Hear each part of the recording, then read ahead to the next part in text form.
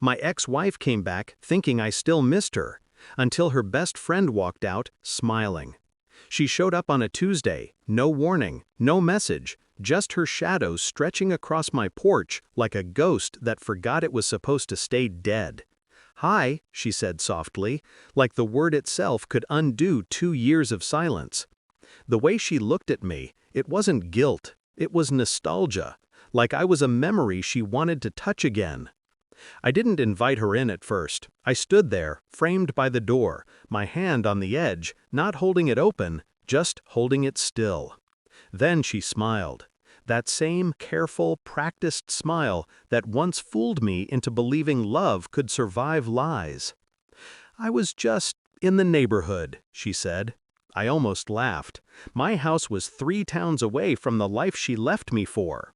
Her perfume drifted in, familiar, expensive, haunting. And with it, memories I'd buried with surgical precision began to breathe again. The night she left, the unanswered questions, the laughter I heard on the phone that wasn't mine. Now she stood there, pretending she wanted to talk, pretending she was here for closure.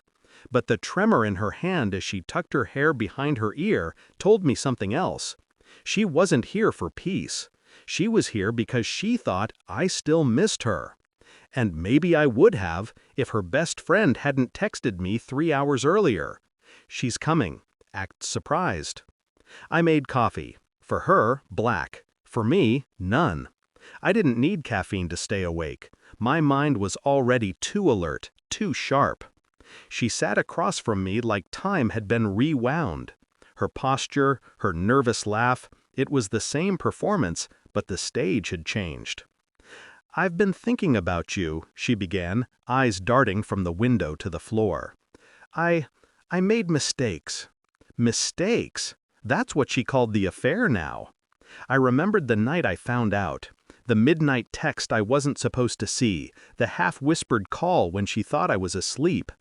I remembered the way her tone shifted, soft, delicate, different. It wasn't me she was talking to. I'd stayed quiet back then, because silence is the sharpest blade. "I know I hurt you," she continued, "but people change. I've changed." Her words spilled carefully, each one measured like she'd rehearsed them in the mirror. Her voice trembled just enough to sound honest, but not enough to be real. She wasn't here to apologize. She was here to see if I'd forgive her, to see if the man she left behind still loved her enough to take her back.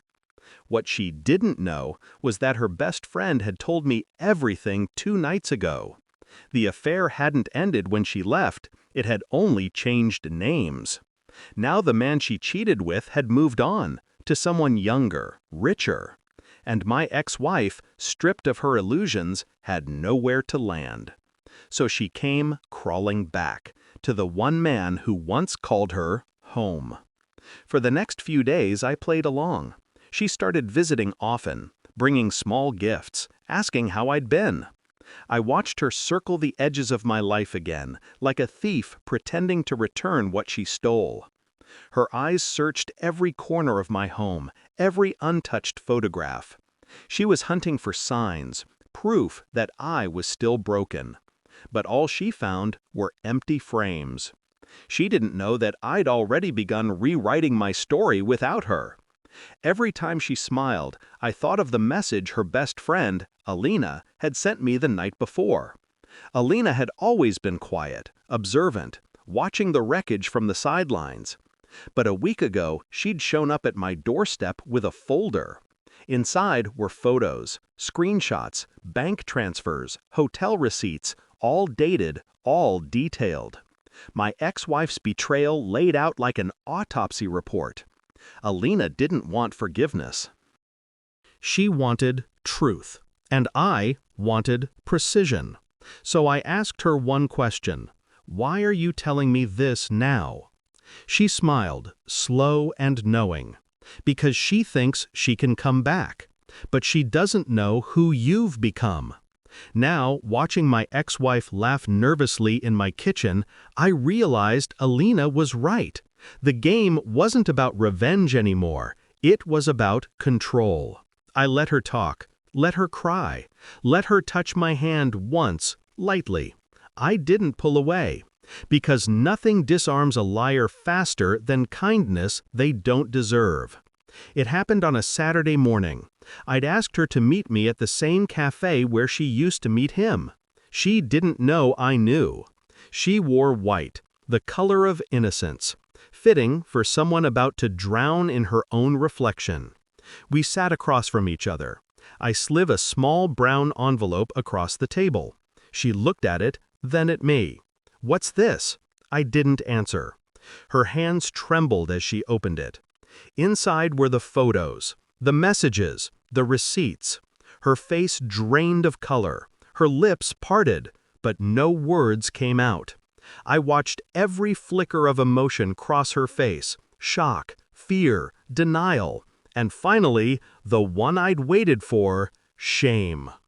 I didn't mean to." "Don't," I said quietly. My voice didn't rise. It didn't need to. I leaned forward. "You didn't come back because you missed me. You came back because he left you. You wanted a safe place to fall."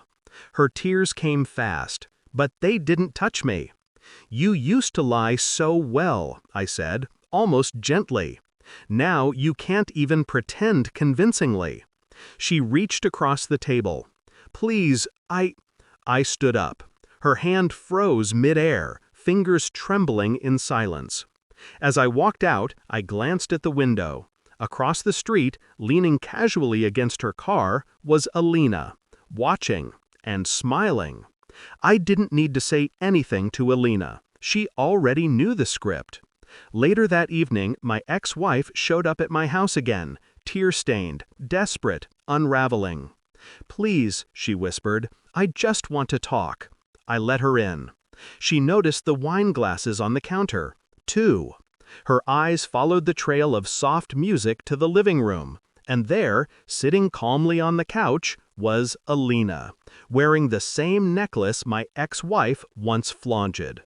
The silence that followed was exquisite, fragile, dangerous, alive. "Why is she here?" my ex-wife asked, her voice cracking.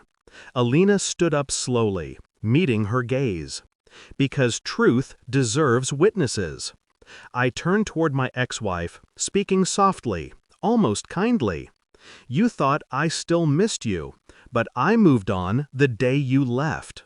Her eyes darted between us, realization dawning like a slow, merciless dawn. She wasn't just betrayed, she was replaced. Not out of revenge, but out of evolution. She'd been the storm. Alina was the calm after. My ex-wife whispered something, broken, meaningless, and backed away toward the door. Alina didn't look at her. She didn't need to. As the door shut behind her, the room felt lighter. Not happier, just cleaner. Like a wound finally stitched. Later that night, I stood at the window, watching the taillights fade.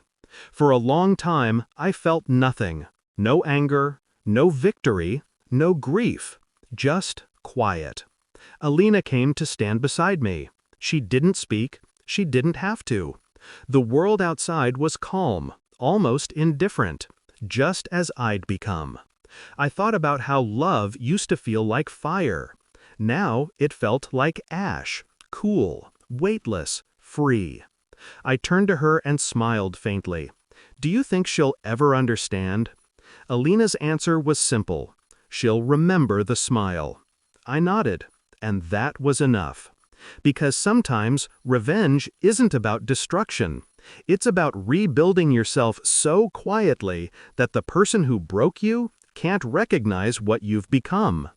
She came back thinking I still missed her, but she left realizing I'd already moved on, with the one person who knew exactly how much she'd hurt me.